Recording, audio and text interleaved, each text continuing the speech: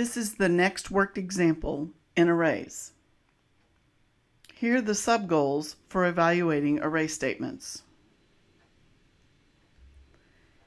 Here's the problem that we want to solve. Assume that the integer array alpha has been properly declared and is full of data values, and that the variable target is an integer with a value in it. Evaluate these statements and determine the value of loc. If any error occurs, give the reason. This is followed by the code. Subgoal 1. Set up the array from 0 to size -1. If alpha is an array of ints and it has values, but we don't know what the values are, we need to set up the array so that it goes from 0 to index size -1. Remember that alpha.length will give you the array size. Subgoal 2. Evaluate the data type of the statements against any array references. For this code, we have a loop that goes from index I from 0 to size -1 by increments of 1. Inside the loop, we're looking at the value alpha sub I and comparing it to target. If the value at alpha sub I is equal to target, then the value in I is copied into the variable loc. All indexes into the array are valid, and all the assignment statements are valid. Subgoal 3. Trace the statements updating the array slots as you go. Here we are setting a variable, a temporary variable loc, to begin with the value -1. We want to start with -1 as that is not a valid index into the array. We then have a for loop where the index I goes from 0 as long as it is less than alpha.length, and if alpha sub I is equal to the target, then loc gets the value I. Then you will increment the variable I. What's the code doing? Let's trace it with a sample array. Let's assume that the target in this case has the value of 15. We start loc at -1.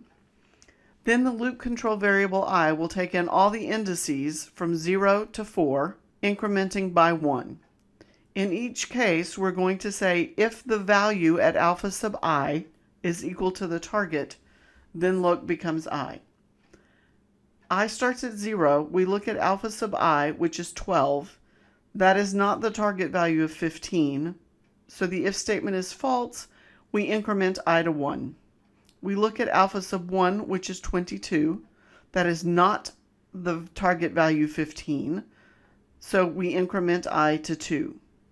Looking at alpha sub 2, that has the value 8.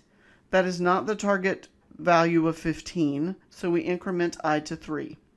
We look at alpha sub 3, which has a value of 15. That is the target value 15, so loc now changes from -1 to 3. I gets incremented to 4. We look at alpha sub 4, which has a value of 2, which is not the target of 15. So loc stays the same, which is 3. When we exit out of the for loop, loc would have a value of 3. We can see that when we find the target value in the array, we store the index or location of where it is in the array. What would happen if the target value was not in the array? Then the selection statement would never be true, and loc would end up with its initial value of -1. Which is a good value because that isn't an index value. If you end the code with loc having a value of -1, you know that the target value is not in the array. What would happen if there were 2 occurrences of the target value in the array? Loc would store the index of the last occurrence. This is just an implementation of a linear search in an array. So loc contains the index of the last occurrence of target in the array alpha, or -1 if target is not in the array. Here's the second implementation of linear search. In this case, we are adding a Boolean flag variable called found. We initialize it to false, and we've added it as a compound statement for the continuation test of the for loop. So now we will continue looking as long as I is less than alpha.length and we have not yet found the value. If we do find the value, not only do we set loc equal to the index where it was found, we also set the Boolean flag found to true. This alternate implementation has the advantage of it exits as soon as the value is found and does not look at any of the remaining values. This code would find the first occurrence of the target in the array. That is the end of this worked example.